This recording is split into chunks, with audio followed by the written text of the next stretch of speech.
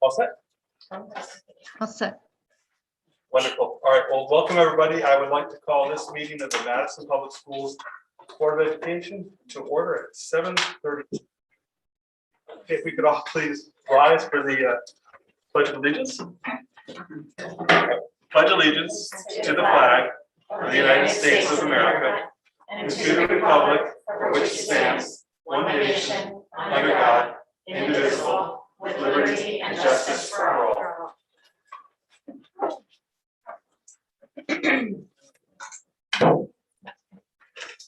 All right, well, thank you. We have a pretty good agenda tonight. I'll just give a quick overview. We have something old, something new for the first couple actions. It's the start of a new school year. I know that we're all excited. I'm excited for the students. This will be followed by the superintendent's report.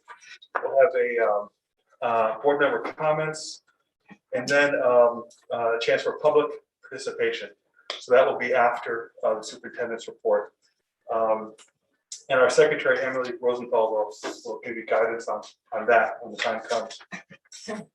So at this time, I need a motion to approve the resignation of Happy Marino, Board of Education member. So moved. So moved. Give us a second. All right. Are there any comments? I have a comment. Yeah. I'd just like to thank Happy for her service. I was lucky enough to serve with her on both of her stints on the Board of Ed. And we didn't always agree on everything, but I appreciated all of her perspectives. She taught me a lot, and she will be very much missed. Yeah, thank you. I'd like to say that this is, Happy has been coming and going. She resigned one time before. I was very sad to see her go, but I was doubly happy to see her rejoin. I have mixed feelings about her resignation because she really is creative and incisive, smart, principled, and fearless, and always made the board better. But I know that she'll take all of her many talents to the Board of Finance, where I know that she'll also approve every school budget that we propose to her. But she'll take her talents and really continue to benefit the town. So maybe there's any other questions or comments. I'd like to thank Happy for her guidance and help, and for getting me on the board, convincing me to run. But she'll be missed. I really found her insightful and helpful, and she'll be missed on the board. But I'm glad to see her on the Board of Finance. It's like Tom Sawyer's funeral. She gets to hear all these nice things. She's not here. And she's not. All right. So with that, all in favor? Aye. Aye. Aye. Okay, thank you. Opposed? Abstentions? Okay, motion carries. And then I need a motion to approve Happy's replacement, Christine Mazzano, to be a Board of Education member. So moved. Okay, Second. thank you, Katie. Thank you, Diane. You're saying this all night long. Yes, right. And so Happy, the way it works, Happy submitted her resignation. The Board of Selectmen has appointed Christine to be a candidate on the Board of Ed. We vote her in, and then she will be sworn in and have a chance to attend at the next meeting. And I, for one, am very much looking forward to working with Christine. She has a lot of experience. She was in the Board of Education at East Haven for many years, and by all accounts, will be a great board member. So Can't wait to meet her. so Welcome. yeah, welcome. Any further discussion? Greg, Violet? All right, so all in favor of the motion to approve Christine Mazzano as a Board of Education member? Aye. Aye. Opposed? Abstentions? Motion carries. Okay. Galen, I'd like to add a motion to add something to the agenda. Yes, please. I would like to move that we add the student representative report to tonight's agenda. Second, thank you. Let me, Grab it back. okay, yeah, so this is our normal procedure, is to have the student representative report, but we forgot to include it in the printed agenda, so we're adding it. Because we always love their perspective, it's invaluable. Is there any, so we'll vote to add it and then we'll. And then let's add it. And add it, okay. Any other comments or questions?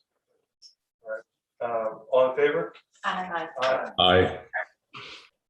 Opposed? Okay, motion carries. And so now we have a chance for Isabelle, who is returning, and is Lucy also? Lucy's here, but she's, yeah. Oh, there she is. All right. So Isabelle, since you're the old pro, why don't you start us off, and then we have a chance to welcome Lucy. She's a senior. Oh, yeah, it's quite intimidating and quite busy and scary and stressful, but it's still good. All good things. So this school year, the start has been very strong. It feels like a normal year. Everyone's been saying that, like, it was almost shocking how normal it was because we weren't expecting it to feel so regular. We're expecting there to be something special or like something different in every little class. We have to like learn all these new websites like Go Formative 2021 edition, but we didn't, and it's been great. I'm back to paper tests. It's lovely. So we didn't have the big learning curves. We could get right into classroom instruction a lot faster. Teachers and students were all kind of getting back into the swing of things for the first week. I walked into Mrs. Tibbetts, one of the chemistry teachers' classroom, and she was restocking the lab drawers. So in our chemistry classrooms, in each class, students get their own drawer to keep their own like set of test tubes and things so that you have responsibility for your own equipment. But during COVID, you didn't get to have your own stuff. But now that we're in a more normal school year, students get those again, and we're doing more labs and more hands-on things. It's all really fun and exciting. A big difference is that extra help is a lot more accessible this year than it was last year. It's much easier to pop into a teacher's classroom between 2 and 2:30 than it was to email, to set up a Google Meet, to join the Google Meet, to then have the teacher switching between Google Meets for each of her classes. It makes everything so much easier, and I think students have really enjoyed being able to connect with their teachers a lot more. And then exciting happy news, we have a Spirit Day Friday, so it is almost like a normal year. We're all going to be decked out in the class colors. I already have lots of blue themed things. My friends and I are going to shirts. We've got the overalls, we've got the whole get up.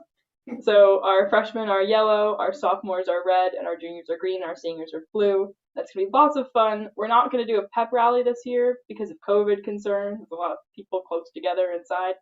But we're thinking about doing something outside maybe later in the year. And on Friday, weather pending, the seniors are going to have their senior breakfast in the morning and then a senior picnic in the afternoon, which includes lots of yard games and fun things. So it's all very exciting. And it's really nice to be back in a normal school year. And with that, I'll hand it off to Lucy. Yeah, so like Isabelle was saying, it's just great to have everyone getting back into the full swing of things, especially fall sports. We are competing pretty much like normal. I know I've really benefited from that. I think the entire student athlete body of Han has, just being out in the open, exercising every day. It's been something really great that we're bringing back into a normalist level. Additionally, some other activities like the fall play, they just had the opening meeting yesterday, and that's great to get that back in action again. The campus just feels so much more alive now. We were discussing, Isabelle and I, that before the campus just felt absolutely dead after 2:15. Everyone was gone after the buses. But now clubs, sports, every activity is happening again. And there's just this exciting buzz going on in the Daniel Han community that wasn't really there last year. So now to have that back, it's great. And just on another positive note, the students have been really great about wearing masks. It's helping us continue to return to normalcy, just that cooperation from everyone in wearing masks. So thank you. Thank you, Lucy. Thank you, Isabelle. It's really great to see you and get your perspective as always. Thank you. Are there any questions for either Lucy or Isabelle? Isabel, or either of you, do you know if they're gonna be able to do on Friday the wake-up call? Oh, yes, that's the one thing I forgot. We are totally doing a wake up call. It's going to be lots of fun. We did those last year too. We have bell covers on our instruments for like masks for clarinets and tubas and things. So it's all safe and all good. Good to hear. Are you guys gonna be able to do your senior picnic and everything on Friday if it rains? We're going to keep it if it's showers, but if it's like thundering and pouring, then it'll be the next Friday.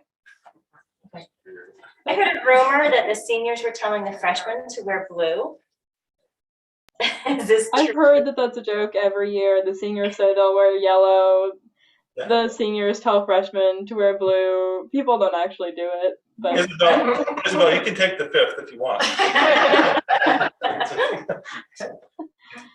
we had a meeting with Mr. Salutary and Mrs. Butcher and Mr. Bodner in the dining and assembly hall this morning with all the seniors, kind of running over procedures for Spirit Day, asking seniors to not harass underclassmen with blue paint, to limit the amount of glitter and silly string entering onto school property. So I think it will be a measured Spirit Day.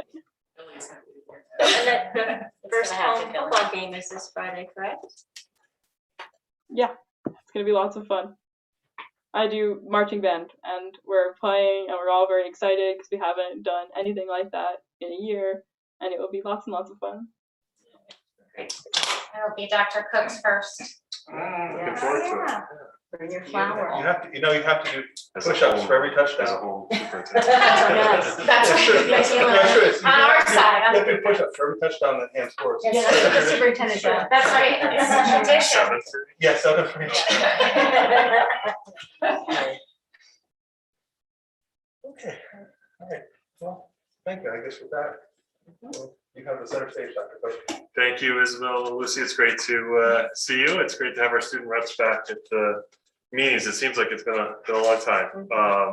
So I don't have that long a report tonight because we do have some important information and review of educational specs to go over with the board. But I did want to share with the board and the public, as our students did. I felt it was a very smooth start to the school year. We had a first day bus delays, which are pretty much expected. Never not experienced those, but I was just impressed that we were able to iron those out by day 2, and our families were incredibly understanding of how that went. We did good communication where we were a little bit delayed. We have had some staffing changes that we're working through, but when I talk to colleagues, nothing like some of our area districts are experiencing or throughout the state in terms of openings. Several of our openings were created by Madison teachers moving up to take promotions from within. So, that's always great to see. And we're still, receiving some great applications and applicants for our jobs and in the teaching ranks. Some of the other positions have been harder to fill, and I look forward to giving the report to the board on that as we move forward. We've had several para positions open, and then as well, we're doing well with bus drivers again compared to others, but we are pretty much just fully staffed and do not have the subs that we normally will have. So we're looking for additional bus drivers as well. We are constantly reviewing our COVID mitigation strategies and adjusting as possible. For instance, we removed shields from Daniel Hand Dining Assembly Hall for lunch. Our students are able to move throughout the building, move outside, and they just weren't working in particular with the way the building is set up, the way the tables are, and so we were able to do that with the health department's approval, and that's worked out well. It is optional for students if they want to utilize them, and some students have continued to do that in a pretty small number. But we also have probably the best HVAC in that particular location. It's a very high ceiling and new area, and just really works out well. And so we are looking at that. Other places, Jeffrey Elementary School, their lunch numbers we've been watching, and have made some adjustments to have some classes eat outside each day to lower the numbers there in the Jeffrey cafeteria. So it's a constant, review of our policies and procedures, and we are going through that and meeting with the health department and following CDC guidelines as well as Connecticut DPH. Numbers in Madison, I'm pleased to report, continue to be on the low end. We're a pretty good spot, although we're in the yellow range, which is on the lower end of Connecticut, but we're certainly not without cases that have impacted our educational programming, and we do have students under quarantine as we speak. Starting on September 27th, through the governor's orders, all staff in Madison Public Schools must be either fully vaccinated or provide weekly testing results to us. So we've set up a procedure to do that through Human Resources. Also, recent data indicates that in the town of Madison, of our children ages 12 to 17, 70% of our children have either initiated the vaccination or completed the vaccination. So we are in a pretty high range in terms of vaccinations of our students as well. And I'm also pleased to share that our referendum project is fully underway in terms of sharing that information with the public. Tonight we're updating our website and include a page dedicated to that. We'll share that with the community on Friday through our Friday update and provide a link to that. It's a lot of hard work from our staff to get to that point. We have some good promotional materials that we'll be sharing, and we're starting to do a schedule where we'll attend community events, obviously on a smaller scale events, unfortunately, but we will attend throughout the town as we can and share information about the referendum project. On the website are frequently asked questions, enrollment projections, and then how this project was selected. Many of the common questions we've received over the terms of the project, and how this all came about and the work that's got us to this point, as well as a calendar of events of how we're going. I provided the board with a calendar of how we worked off of a February 15th referendum date. And also we'll move on to 4.2 because that will be part of that discussion. And Wendy, if you could promote Dan Hansen. He's going to assist us in the project. So Dan is someone I've known of a long time, but haven't worked with until I started here in Madison. Dan was the assistant superintendent in South Windsor, and we're very familiar with all the building projects that have gone on in South Windsor, and Dan was instrumental in that. But as through Colliers, we've connected with Dan. I believe he has presented to our board before on the ed specs. He's an expert in that area, very well respected throughout the state, and has worked with several boards on that, and has just been invaluable as we've gone through this process, very knowledgeable about the state process, and asked him tonight to share that with the board. I will just make the point, we're not asking for the board to take any action on this tonight. We would in October, we would look to have the board have a first and second reading in October and approve the ed specs after the second reading. But tonight was really about to just get reacquainted because it has been a while since you've seen these. Here's some of the changes, and Dan will really speak to what they're for and how they assist us in this process. So Dan, without anything further, I'll turn it over to you. Well, thank you. Good evening, Mr. Chairman, members of the board, Dr. Cook and administration. As a key part of the process for planning for a new school facility, I was asked to facilitate the development of the educational specifications document for a new pre-K 5 Jeffrey Elementary School. The educational specifications for a new project is required by the state to be followed along with the grant submission to the State Office of School Construction. The educational specifications, commonly referred to as ed specs, must be developed with input from staff from all program areas and must be reviewed and approved by the Board of Education. The ed specs document before you tonight was developed with the input of nearly 45 staff members including administrators, teachers, and support staff from all program areas. The ed specs also identify the core documents of the Madison Public Schools with regard to its vision for learning, curriculum development, and the profile of a graduate. These core beliefs guided the discussions during many of the program meetings with staff. And on a personal note, I must let you know how impressed I was by the dedication, professionalism, and enthusiasm of your staff for the work that they do every day for the children of Madison. It is important to note that the educational specifications do not specify the design of a new school facility, but rather the document identifies the spaces required for all program areas, including classrooms for general and special education programs, as well as the many support services within a school, such as administrative services, related services, health services, food services, and custodial services. The ed specs identify how much space is required for each program to function optimally, and often suggests the relationships among those program areas with regard to location and their interaction.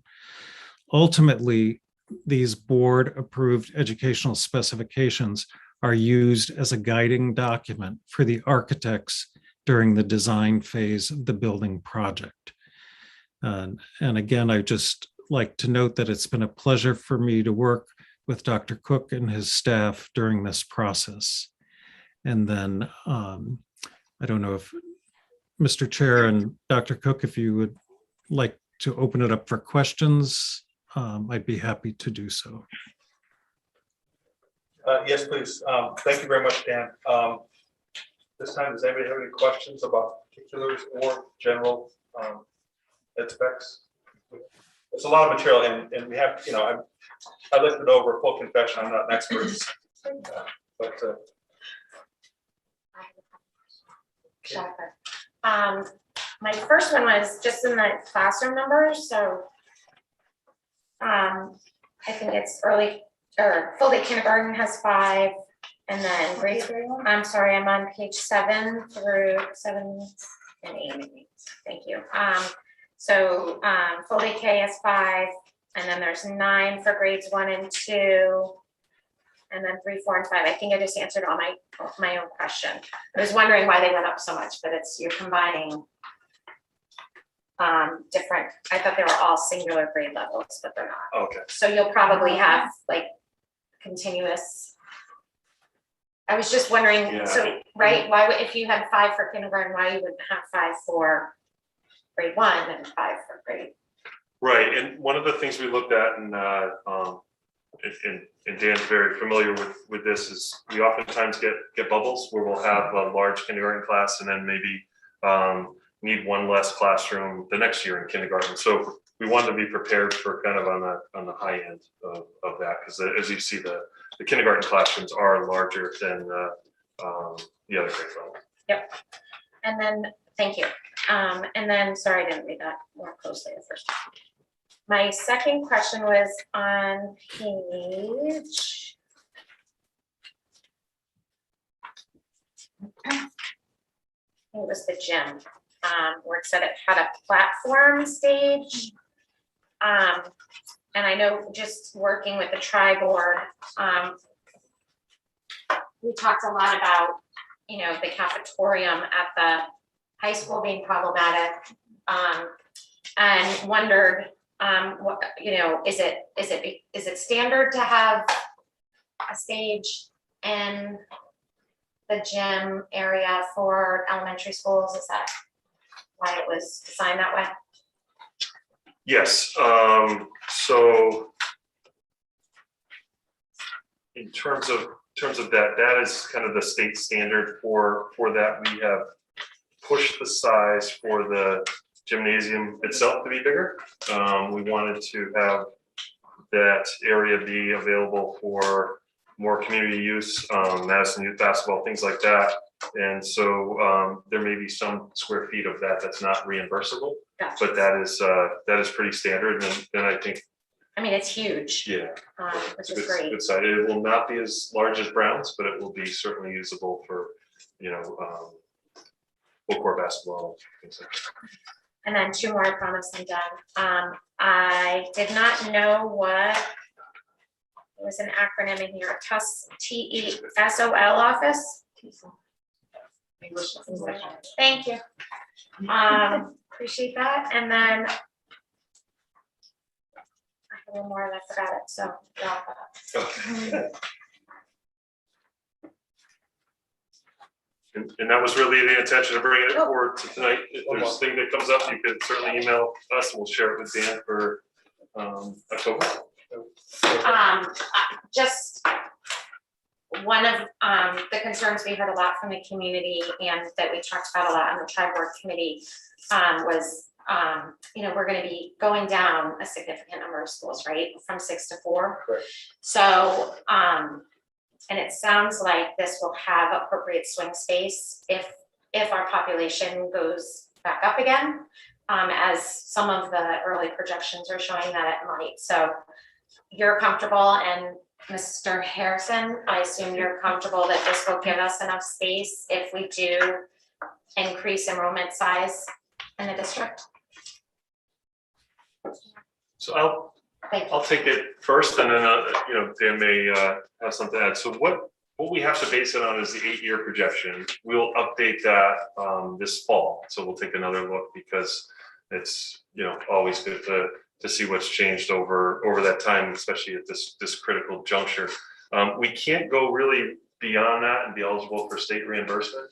But I do think when you look at our buildings, especially, Brown is going to be bigger than this school and would have some room for additional space. I'm always concerned when we talk about enrollment projections years out, as Dan experienced in South Windsor, when you have an attractive school community and families are wanting to move in, that you always have that potential to increase, and Dan definitely experienced that, where they were starting off building a 400 students and it was 600 by the time it opened. And so there is always that potential for that, but I think we'll get a new updated enrollment and still have some flexibility.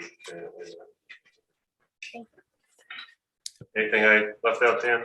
No, I think that's always the challenge, is you're limited to the projections that are conducted by the demographers, and otherwise, as when you get into the design phase of the building project, that's when architects can look at some of the spaces that may initially be allocated for one type of program, but could be converted to a regular classroom should it be needed. But those kind of decisions really take place during the design process. Thank you. I have a question. Yep. How about the outdoor space? It wasn't addressed in this. Is there, unless I missed it, but the outdoor spaces for kids? I can speak to that. There is a section toward the end called site development, which speaks in general terms about providing playground spaces and fields, a separate playground space for pre-K and kindergarten versus grades 1 through 5.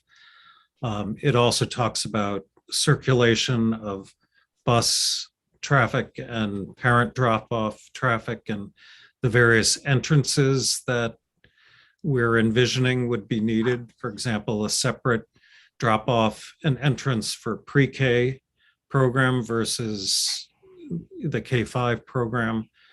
So, but again, the specifics about the playground and playscape areas would come during the design process. Thank you. I have just 2 questions and a comment. Will this full report be shared on the website that you were mentioning, Dr. Cook, or highlights to be made public? Yes, we could put that on as a draft.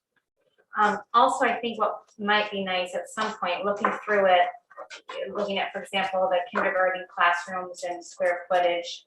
What I don't know, and if we could even do some highlights, how is this different from what we currently have? You know, it all looks fabulous, of course, but is this significantly bigger in terms of square footage, the technology in the classrooms? I know this is obviously a lot of changes and improvements, but maybe putting a sample, this is what a typical Ryerson kindergarten classroom is like, and this is what we're proposing in this new building.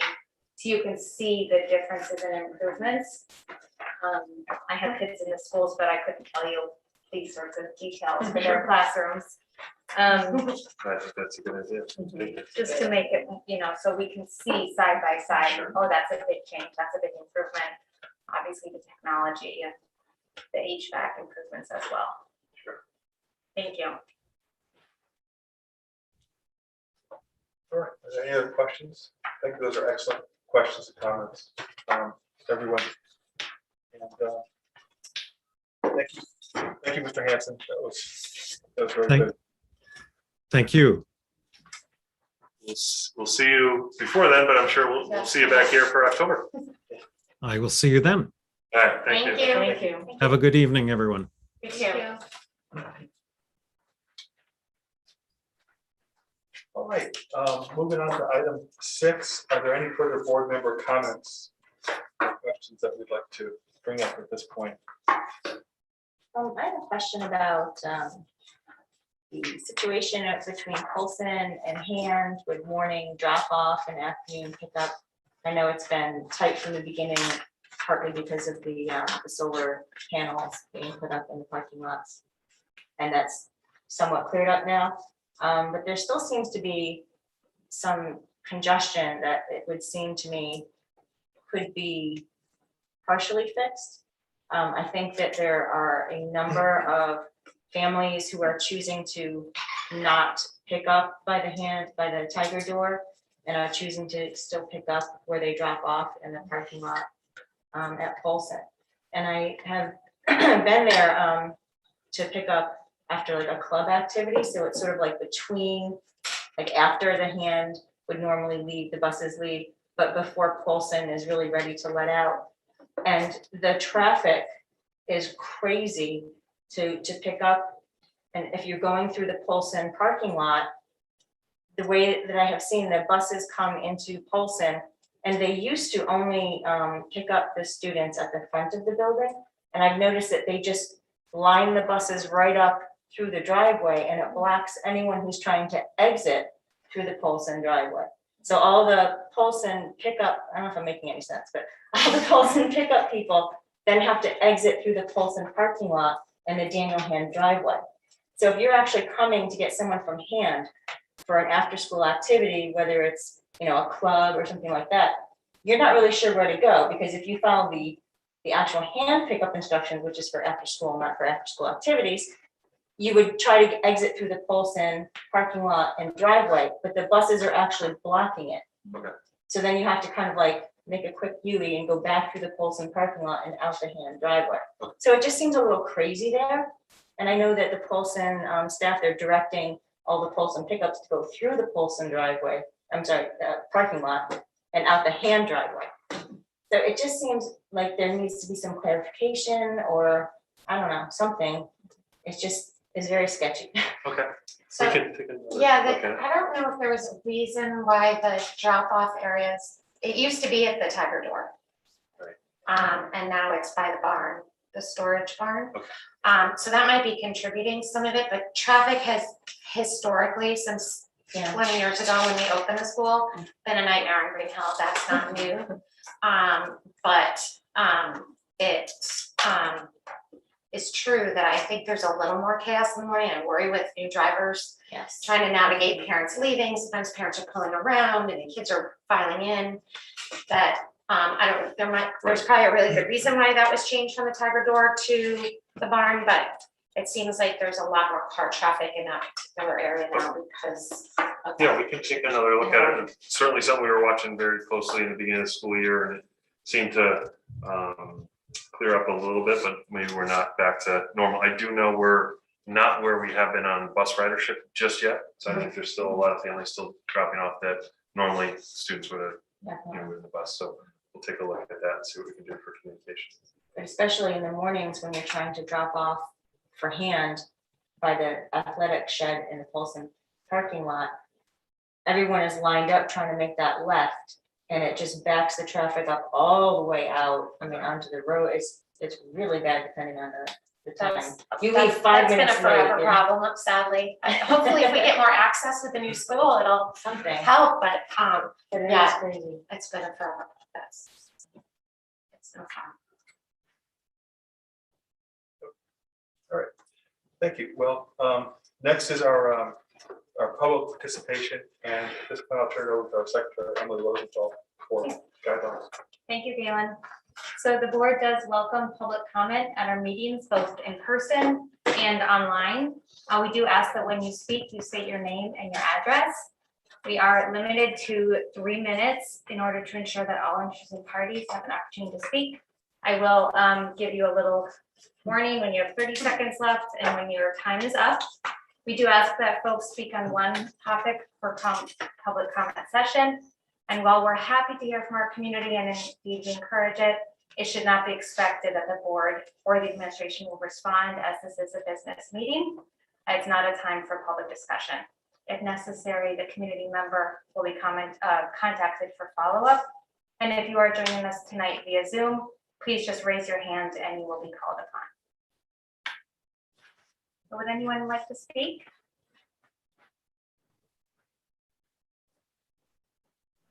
No one in public? Wendy, is there anyone on a Zoom who would like to speak? There's no one with their hands raised. Oh, no, we do have someone, as soon as I said that.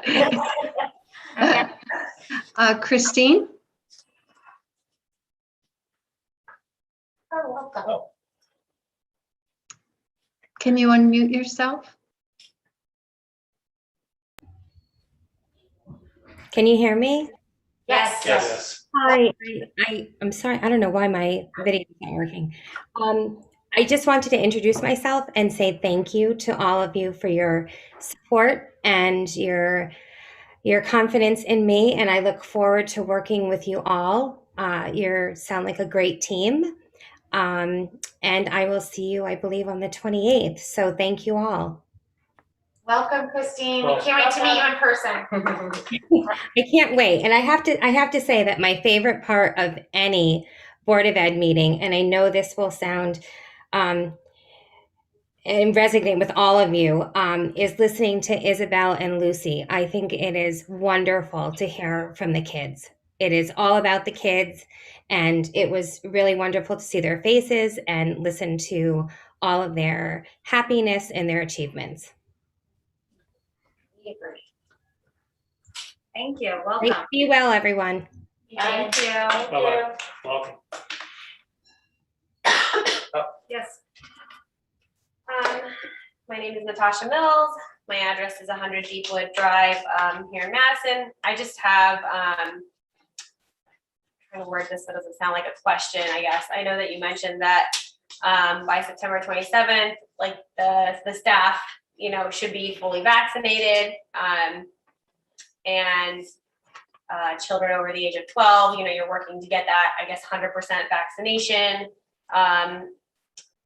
status. I'm just curious, I guess, without wording this as a question, what would be, I guess, the end goal? And again, like maybe this can be followed up in an email since this isn't a public, forum, and this is just meant to be I guess, time to speak, but I'm just curious, I guess, what is the end goal? So if we have the whole staff, vaccinated, and then we have all the eligible students vaccinated, I'm curious what the board as a whole is working towards, or are you waiting for more guidance kind of thing? I mean, I know that it is kind of the weight game with the CDC and Department of Health with Connecticut and the governor and his emergency order. I understand all that. I guess I would be interested to know, you mentioned those percentages and those dates, and I would be interested to know what the end what we're working for in the end. Is it to like finally allow the kids to take their masks off? Is it, less quarantine time? I'm curious what we're working towards here with all of this. And again, I know that you can't, discuss, but I just wanted to put it out in the universe. So that's it. Thank you. Thank you. Yeah, please. My name is Erin Andren, 91 Madison Springs Drive. My son is in the band in high school as a freshman, and I understand there's a possibility that they could go to Disney this year. And I'm just wondering what the determining factor will be. And I just hope that they're able to go because he's excited. We could follow up on that. Okay, thanks.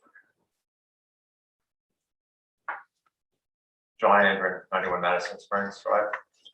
I appreciate that Ann has changed the plexiglass to a choice.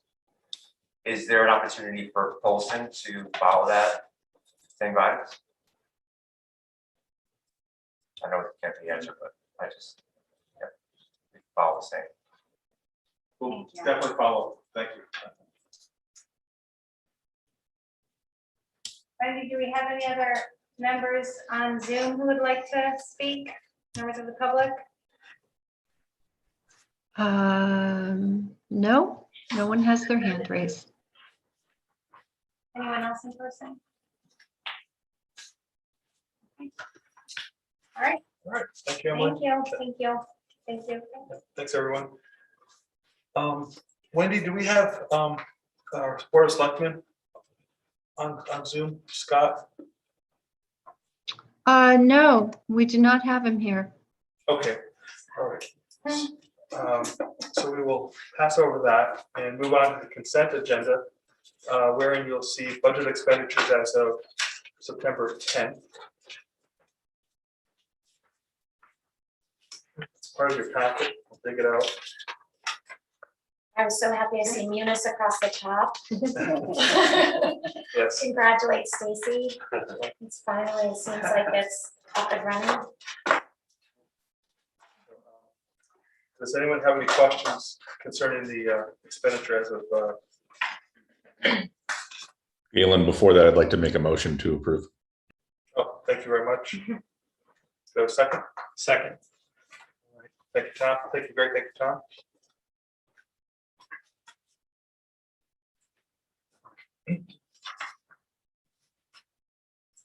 Okay. Any other comments or questions? All right, hearing none. All in favor? Aye. Opposed? Abstentions? None. Motion passes. We are now moving to the board committee reports, and we will start with curriculum and student development with our chair of the committee, Dr. Weiss. No. It's been signed by someone. Thank you. I'm sorry. You got the pledge right now. That's right. Thank you. I'm learning. So the Curriculum and Student Development Committee met this evening, and we were given a presentation on foundations and morphology scope and sequence by the literacy coaches and coordinator. Morphology was defined as it relates to language with the examples we're giving. The benefits of morphology instruction were discussed with regards to building success in reading, writing, and spelling. The coaches were really excited about the morphology scope and sequencing that they're doing now. They've been working with Ben Powers to develop the approach. Grades 3 and 4 are doing Morphology Mondays to integrate morphology into their curriculum. They're currently using Foundations, and Foundations had some morphology work built into level 3. They plan to extend Morphology Mondays into grades 4 through 6. And Ben Powers helped to integrate the Fountas and Pinella word study. He created the scope and sequence to integrate the morphology into grades 5 and 6. So additional professional development is needed on instructional strategies to use in the classroom for morphology.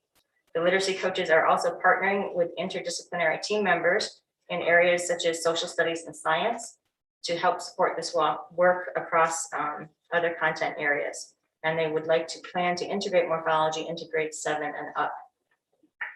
We also had a presentation from Paul Mezek, and he was discussing the Paulson and Daniel Hand Science Department chemical hygiene plans. He is the, he is the Science Department Chair and the Chemical Hygiene Officer for both Paulson and Daniel Hand High School. So we had some questions for him regarding the plans.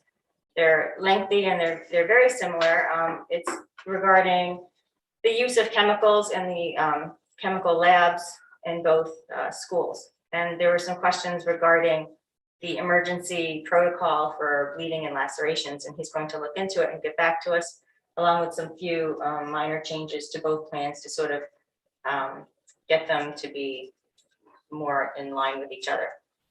So we're supposed to be voting on the motion to approve the two hygiene plans. But he is going to look into a couple of items and get back to us. So I don't know if we want to just make a motion to approve the plans as is and change them later, or wait if we can. I don't know if we can wait on these since the school year has started. Or we can make a motion to approve them pending the changes and approval from the committee when that gets back to us. Yeah, the key change to the plan is in relation to safety procedures and responses to COVID around the goggles. So the plans as they existed did not already included the language that you're referring to. Okay. So that is scanning language. So that would be a change we could vote on after. We can just vote to approve the changes that he's requesting, which would be like a date change and the goggles. The goggle piece, which would be the plan changes to the original plan.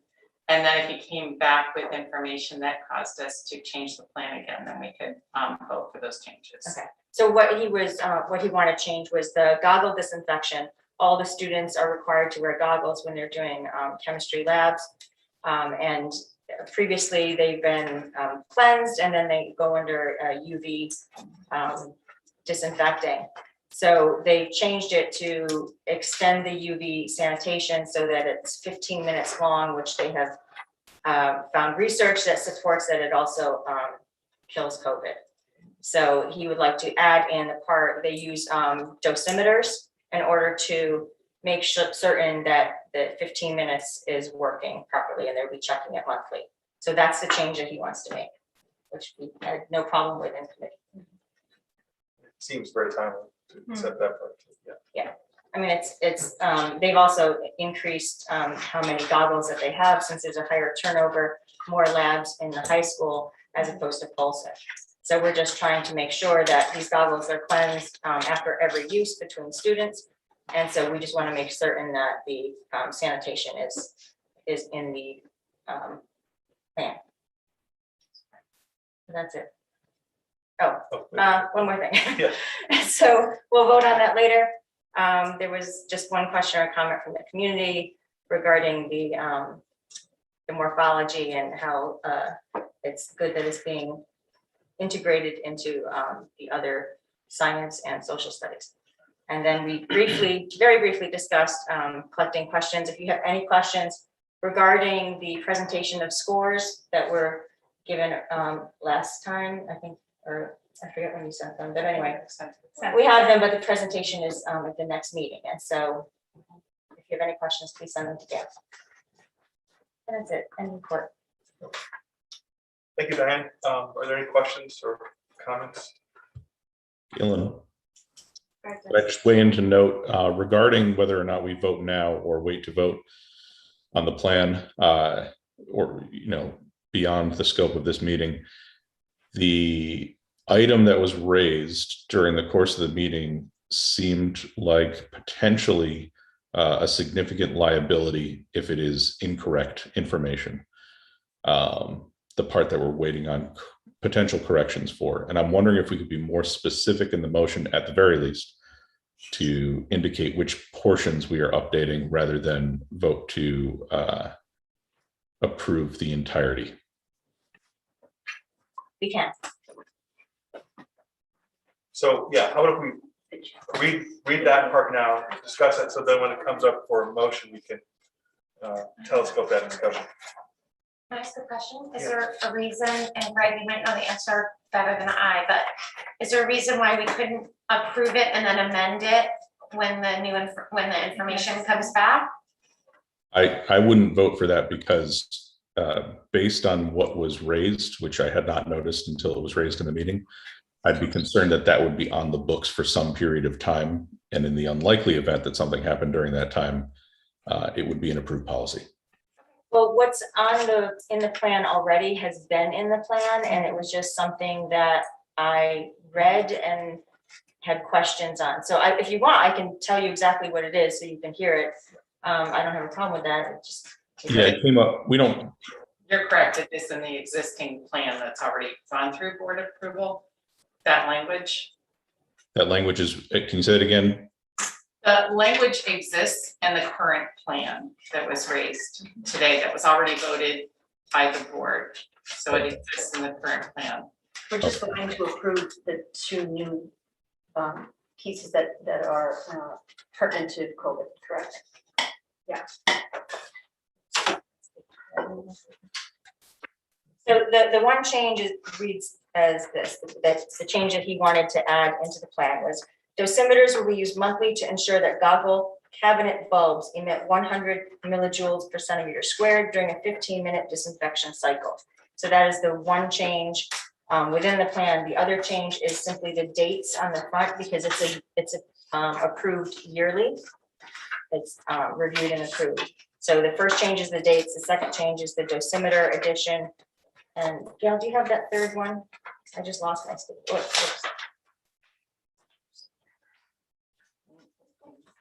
Oh, it's a note on the bottom of the page.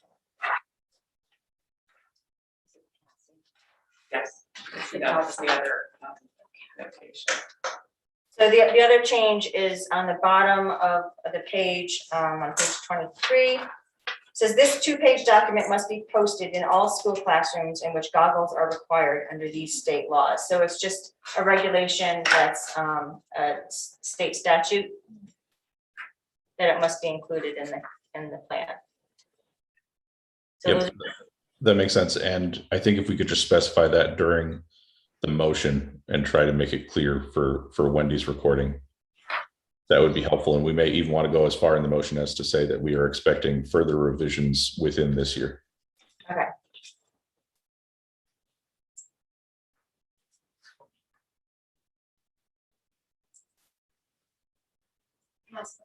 Sure. It's not about chemistry. There was an article posted this week on the In Your Shoes special program that they're doing at, was it Jeffrey for 3rd grade? Is that right? Is that just for 3rd grade at Jeffrey, or is it across the board for 3rd grade? It's just a 3rd grade in Jeffrey. At Jeffrey. Okay. Are there any plans to extend that over to Ryerson? I believe it was something that was unique to Jeffrey that was brought up to Jeffrey. It certainly was shared with Ryerson. I don't know if Ryerson took it on or not. Sounds like a great, wonderful program. It does. It would be nice to have parity between the two elementary schools when it comes to things about inclusion and things like that. Yeah, I agree. Totally. We have a principals meeting tomorrow, so I'll bring it up then. Thank you. And then my second is not a question, but a comment on the test scores. And I was just so happy to see the improvement that happened in spite of a year like no other. And I just wanted to extend my thanks for that, because beyond all of the stress and disruption and anxiety of last year, to know that our kids continued learning is a huge testament to the district. So thank you.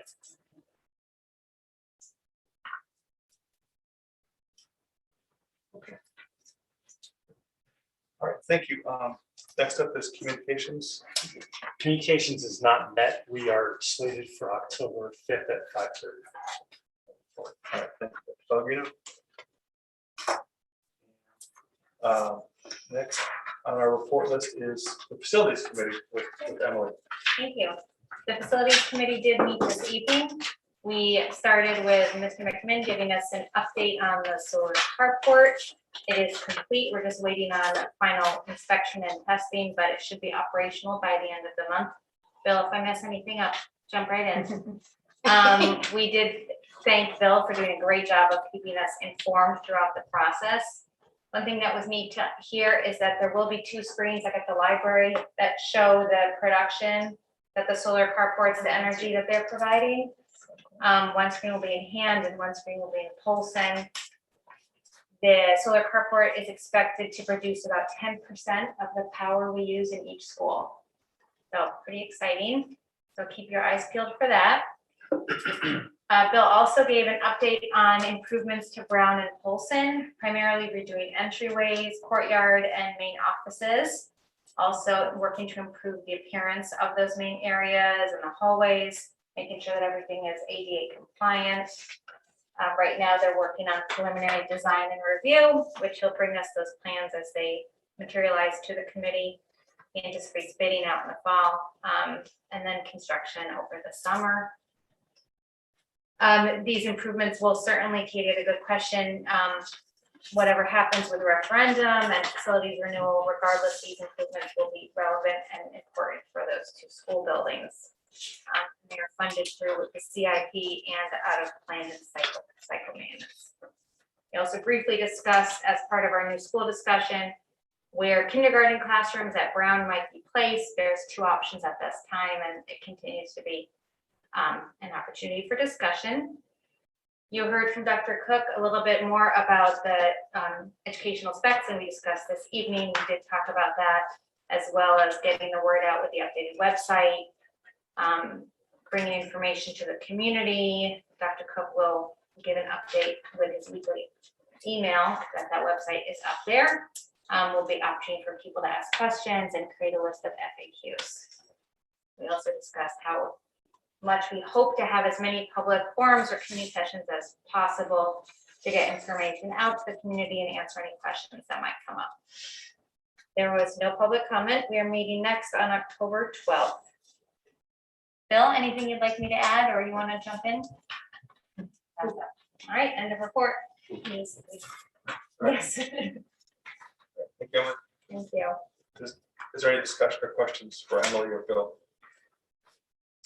All right, very good. We shall move right along. Next is finance with Katie. Finance has not met. Our next meeting is October 26th.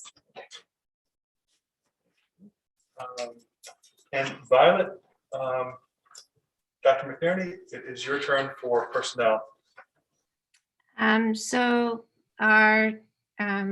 we have no change in our, let's see, the Teamsters status. We're still waiting on materials that was reported in our last meeting. The attorneys have entered in mediation with the NAEG union, so we are on hold with that. And then we're in the finalization process with the MEA, and we'll bring forth our proposal once that that's settled. So more to come, stand by, and it's nice to see everyone. End of report. Thank you, Violet. Yeah, thank you, Violet. All right, so next is policy, and Happy was the chair. Second reading. This would be a second reading, and this would be the second reading of proposed revision policy 3020.7 concerning board budget procedures and line item transfers. And Greg, please feel free to jump in. You're far more of an expert than I am on this. But it's in your packet for our second reading.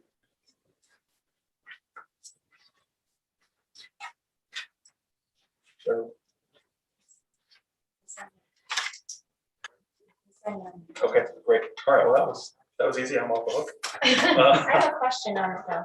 Oh, no. Shocking. I know, I have a question. No, I was So I'm just wondering if these changes were they brought about because of issues, or was it like lawyers just said to change it, or like what? I'm just wondering where it came from. It's a combination of a couple different policies and then also just updating it to Kind of cleaning it up, consolidating it. Okay. Okay. Thank you, that was easy. All right, and Katie, is there anything going on at Learn? No, All right, well, I'm sure there is. yeah, but- there is, but I don't have anything for you tonight. Does anybody have any questions concerning Learn? All right, thank you. All right. Next up is going to be a very long motion. It's going to be quite wordy. I need a motion to approve the Daniel Hand High School Science Department Chemical Hygiene Plan, specifically accepting 3 changes to the existing plan, which concern the dates, state statute changes, and dosimetry parameters for eye protective devices, consistent with section 214A of Connecticut statutes. The motion is, that's the motion with the expectation that there may be future modifications concerning the protocol for emergency treatment of profuse bleeding and lacerations. So move. Second. Thank you, Diane. Thank you, Kathy. Is there discussion on this topic? Have I sucked all the oxygen out of the room with that motion? All right, hearing none, let's put it to a vote. All in favor? Aye. Aye. Aye. Okay, opposed? None. Okay, abstentions, motion carries. And thank you very much. The next action item is a motion to approve the Polson Middle School Science Department Chemical Hygiene Plan. Ditto. I don't know if Greg, can I get away with that? I think same modifier sounds fine. So Same. moved. That's what he meant to Same say. modifier. Thank you, Chris. And Sorry, who was the second on that? Katie, all right. All right. Oh, I did. That's okay. Okay, well, thank It you. doesn't matter. You're She's the- been you're fighting the me for it instigator. all night. Let her have it. All right. But in all seriousness, we have, Paul Mesick is fantastic. He's incredibly detail oriented, knowledgeable, and has put safety first and foremost. It's a good discussion to have, so we're prepared, and we want to be the most prepared. I have full confidence in him. Thank you for the questions there. So It was great. yeah, he was very, very good. All right, all in favor? Aye. Aye. Opposed? Any abstains? All right, motion carries. I need a motion to approve the minutes of the August 17th, 2021 Board of Education meeting. So moved. All right, Katie. Okay, Kathy. Okay, thank you. Discussion? All in favor? Aye. Okay. Opposed? Abstained? Thanks. We have 2. Thank you very much. Motion carries 6-0, 2 abstentions. Future agenda items, please feel free to call, email, text in any topics for the agenda. I'd like to remind you that we do actually have several dates of importance, including public forums for the school referendum. I'm encouraged and heartened by everybody who took time out of their day to show up. So thank you very much for coming. Thank you for coming via Zoom. So we have a public forum on the school building project next Tuesday, September 21st at 7:30 p.m. We have. That's an old. Oh, sorry, my bad. That's Thanks. our. We do have a board of finance meeting on September 20th. That's a workshop discussing our schools. On that. So dates of importance will be posted on the website. Good. And with that, need a motion to adjourn. So move. Second. All right, so hereby discussion. All in favor? Aye. Aye. Opposed? Okay, motion carries. This meeting is adjourned at 8:42. Nicely done.